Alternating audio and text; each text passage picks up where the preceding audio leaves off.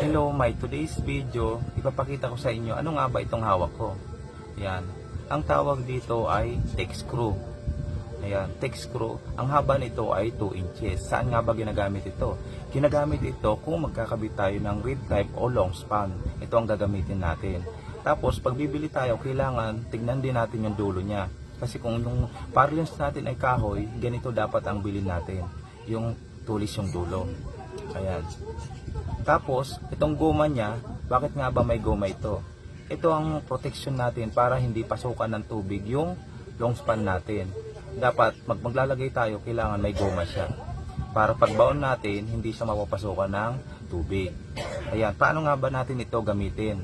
Itong TEC screw. Kailangan mayroon tayong TEC screw adapter. Ayan, nakikita nyo. Ito, nilalagay ito sa barena. Tapos nilalagay natin sa ulo. Pag lagay natin sa barena ito, lalagay natin siyang sa ulo ng TEC screw. Tapos pwede na natin siyang ibaon na dahan-dahan.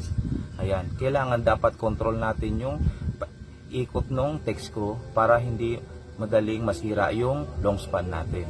Ayan. Sana may natutunan kayo. Thank you and God bless.